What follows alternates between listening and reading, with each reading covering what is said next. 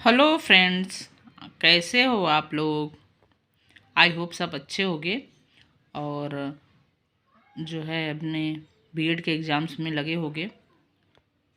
अभी हम अगर आप मेरा वीडियो देख रहे हो तो आपको पता होगा कि अभी हम किस पे चल रहे हैं, गांधी जी एजुकेशन पे। और मेरा पिछला वीडियो अगर आपने देखा है तो अच्छा है, नहीं देखा है तो जाके प्लेलिस्ट में देख लीजिए। गांधी जी नई तालीम पे वो वीडियो है और आपके लिए यूजफुल होगा, ऐसा मुझे पक्का विश्वास है। तो जो ये सिलेबस है, जो पूरा कोर्स है, उसका नाम ही है वर्क एजुकेशन, गांधी जी नई तालीम और कम्युनिटी इंगेजमेंट। ये तीनों जो है बहुत ही इम्पॉर्टेंट इसके पार्ट हैं और मेन फोकस इसी पे है। गांधी जी की नई तालीम जो है वर्क एजुकेशन, कम्युनिटी इंगेजमेंट और क्राफ्ट पे ही डिपेंड था। ठीक है, ये CPW आपने नाम सुना होगा, सोशली यूजफुल प्रोडक्टिव वर्क। इसका बहुत इम्पोर्टेंस था गांधी जी की नई तालीम पे। मैंने एक वेरी शॉर्ट क्वेश्चन आंसर भी का भी वीडियो जो है डाला हुआ है अपने उस पर चैनल पे, तो वो भी आप जाके देख लीजिएगा, वो आपके काफ़ी काम आएगी। खासकर CCSU यूनिवर्सिटी में तो उसी से क्वेश्चन आते हैं। वो मतलब वो लास्ट ईयर प्रीवियस ईयर के क्वेश्चन ही हैं वो आंसर सहित, तो आपके काफ़ी काम का रहेगा। बाकी आज हम, क्योंकि गांधी जी नई तालीम में पिछले वीडियो में हम डिस्कस कर चुके हैं, तो आज हम लेके आए हैं वर्क एजुकेशन। ठीक है, और कम्युनिटी इंगेजमेंट का हमारा नेक्स्ट वीडियो रहेगा। तो अगर आप नए हैं तो चैनल को सब्सक्राइब ज़रूर कर लीजिए और आपके काम का हो तो अच्छा लगे तो लाइक करिए और अपने दोस्तों को भी शेयर करिए। ठीक है, तो आते हैं हम वर्क एजुकेशन पे। तो जैसा कि हमारा बीएड का जो पेपर है वो रिटन पेपर होता है, तो हमें लिखने के कंटेंट ज़्यादा ही चाहिए। तो वर्क एजुकेशन के बारे में हम लिखेंगे क्या क्या होता है। Work is a distinct set of activities and skills which a child is provided so that he can make use of them during the course of performing educational, social and economic activities. Work, काम, काम ही पूजा है, तो हर जगह हम लोग सुनते ही रहते हैं, लेकिन उसको एजुकेशन से कैसे जोड़ना है। बच्चों को कौन से काम कराने हैं। ऐसा नहीं कि हम बच्चों को मजदूरी कराने लगे, बाल मजदूरी कराने लगे और बोले कि हाँ बच्चे से हम वर्क करा रहे हैं और उसके लाइफ के लिए ये बहुत ज़रूरी है। ज़रूरी है, लेकिन ऐसा नहीं कि छोटे से बचपन से ही हम उससे बाल मजदूरी कराने लगें।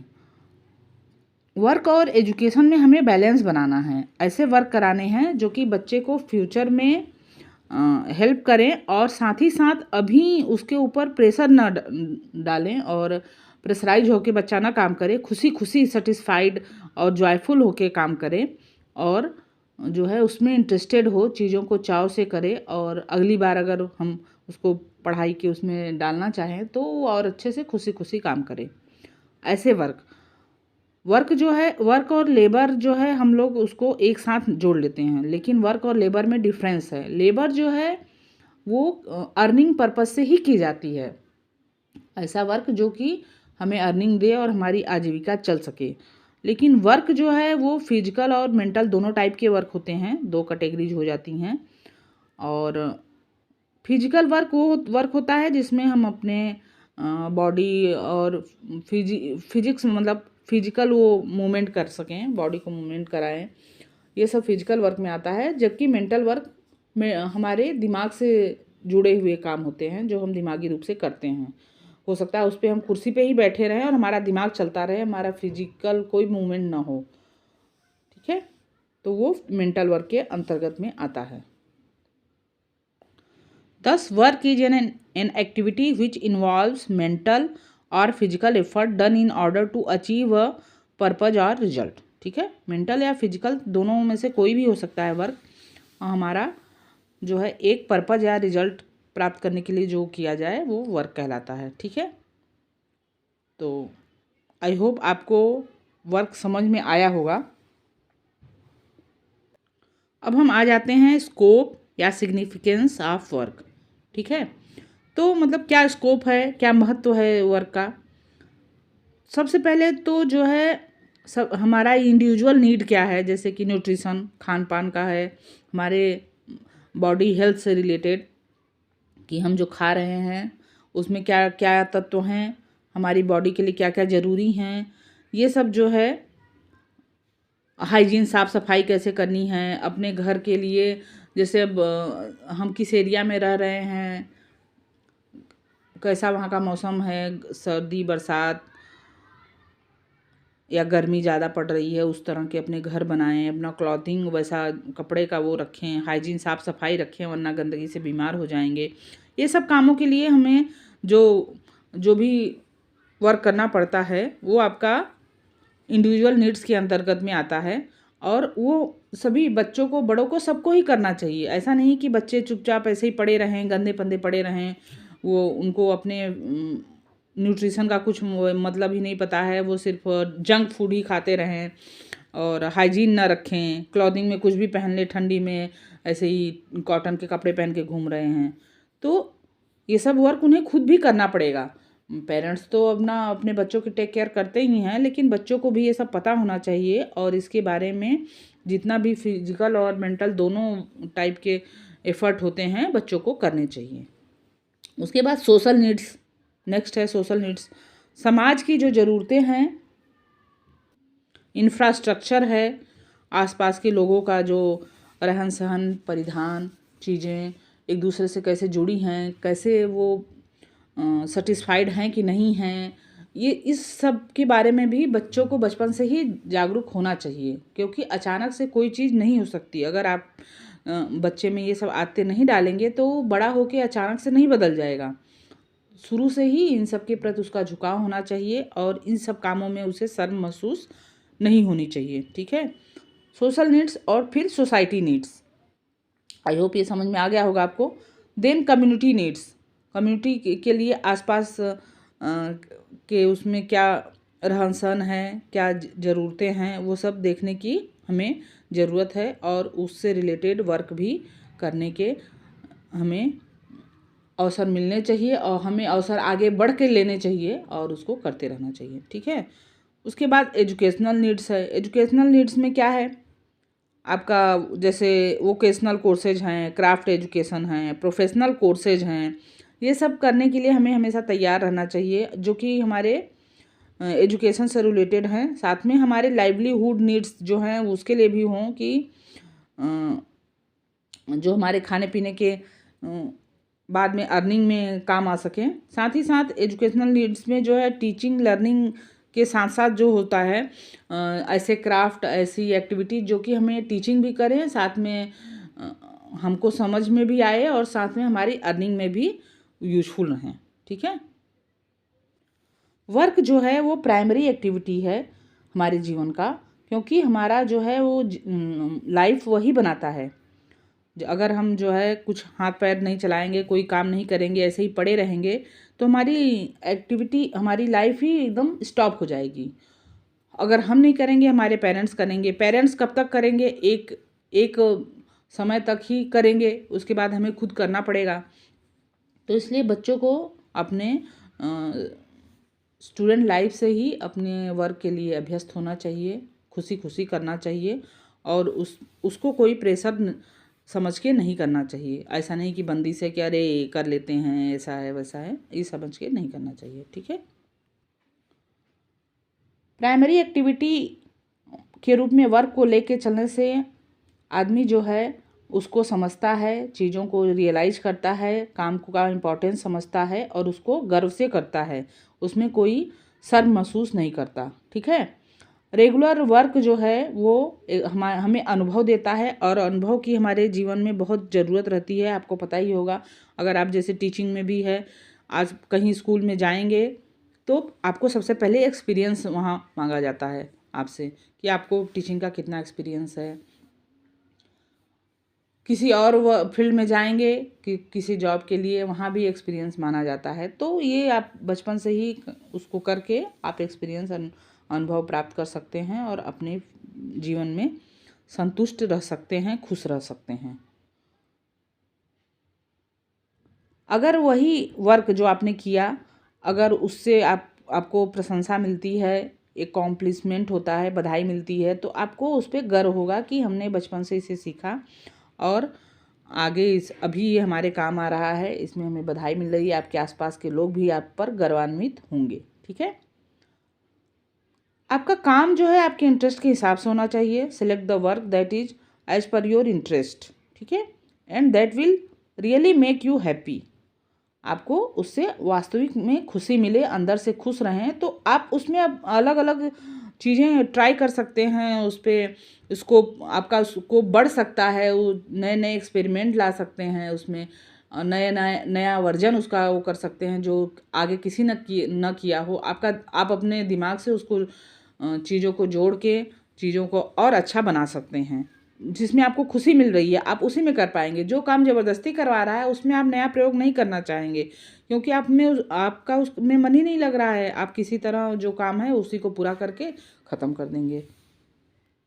अगर आपका वर्क जो है आपको कुछ रिक्वायरमेंट है कि कुछ उसमें ज़रूरत है, ट्रेनिंग की ज़रूरत है, किसी अपने बड़े से लर्निंग की ज़रूरत है, किसी इंस्टीट्यूट से ट्रेनिंग की ज़रूरत है, तो वो भी आपको बिना झिझक लेना चाहिए, ताकि आपका फ्यूचर और अच्छा और सिक्योर्ड हो सके। ठीक है, तो आई होप कि आपको वर्क एजुकेशन समझ में आया होगा।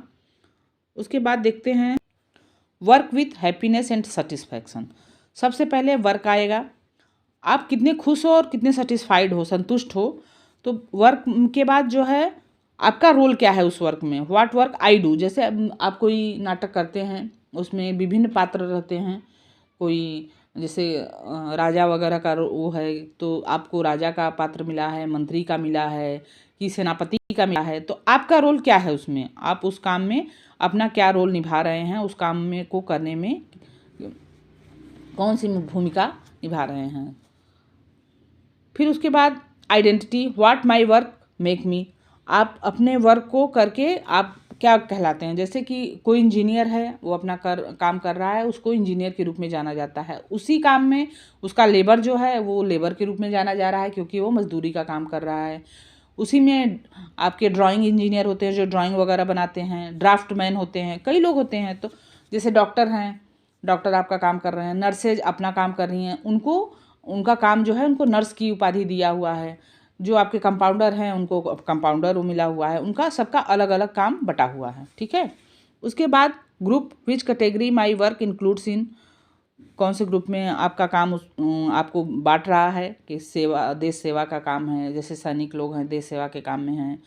आपके इंजीनियर लोग हैं, घर बनाने वाले ग्रुप में हैं, तो मतलब आपके घर बनवाने में हैं, उसका इंफ्रास्ट्रक्चर वगैरह देते हैं, तो आप जानते ही हैं। उसके बाद हैप्पीनेस एंड सेटिस्फैक्शन, उस काम से आपको कितनी खुशी और कितनी संतुष्टि मिलती है आपको अपना काम करने में। ठीक है, अब आपसे पूछा जाए कि पर्पज़ क्या है, उद्देश्य क्या है वर्क एजुकेशन का, तो आप अपने से बता सकते हैं क्या क्या है। जैसे कि एक स्टूडेंट को एक्सपोजर मिलता है। अगर आपने देखा होगा कि हम लोग के टाइम में चीज़ें जो है उतनी एक्सपोज नहीं थी, चीज़ें काफ़ी लिमिटेड थी, तो हम लोग उतने लिमिट में ही रह गए। लेकिन अभी के जो बच्चे हैं उनको एक्सपोजर ज़्यादा मिल रहा है। शुरू से स्टेज वगैरह, स्पीकिंग स्किल वगैरह पे ज़्यादा जोर दिया जा रहा है, तो उनको एक्सपोजर ज़्यादा मिल रहा है, तो बच्चे और मल्टी टैलेंटेड निकल रहे हैं। तो उसी तरह वर्क एजुकेशन को स्टार्टिंग से ही स्कूल में ही इन्वॉल्व करने से बच्चों को अच्छा एक्सपोजर मिलता है, और वो ओवरऑल उनका डेवलपमेंट होता है, ऑलराउंडर होते हैं, और अपनी चीज़ों को करने में शर्म महसूस नहीं होती। ठीक है, नेक्स्ट है when a person gains experience in the actual working condition he cultivates suitable attitude and aptitude.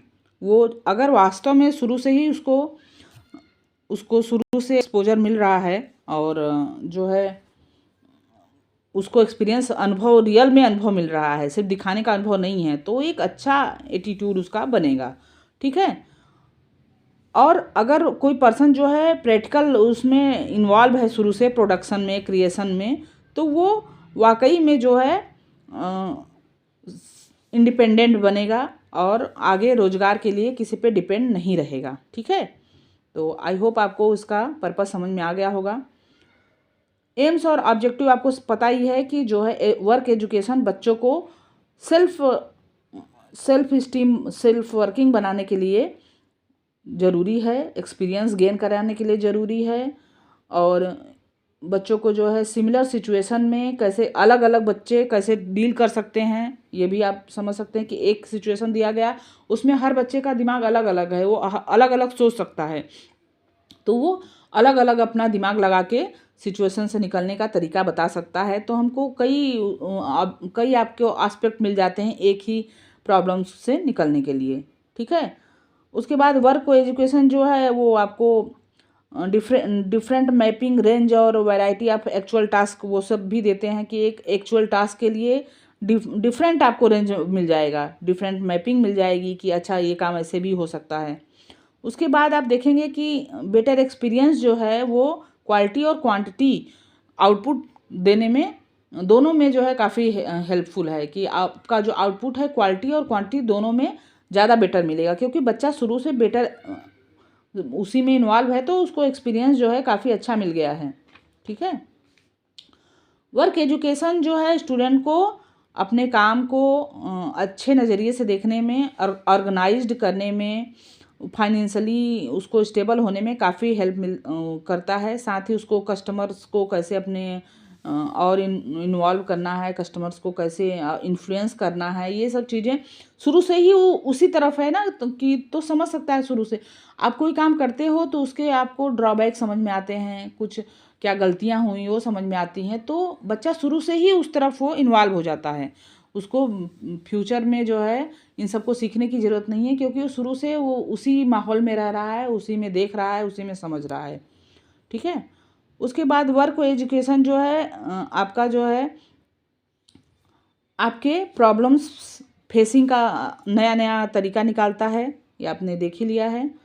तो और एक्सपीरियंस का तो है ही। हायर एजुकेशन इंस्टीट्यूट में भी जब बच्चा जाएगा तो वो खुद से अपने अपने आइडियाज़, अपने नए नए तरीके और नया नया कौशल दिखाने में हेल्प करेगा उस बच्चे को, और साथ ही साथ वो जो है किसी पे डिपेंड नहीं रहेगा, किसी का मुंह नहीं देखेगा।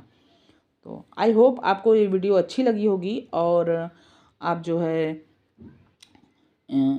आपको समझ में आया होगा। तो अगर चैनल पे नए हैं तो चैनल को सब्सक्राइब कर लीजिए, ताकि अगले वीडियो के लिए आपको नोटिफिकेशन मिल जाए। साथ ही साथ आपको अच्छा लगे तो लाइक करिए और अपने दोस्तों को भी सब्सक्राइब करिए। तो मिलते हैं नेक्स्ट वीडियो में, तब तक के लिए राधे राधे, बाय बाय।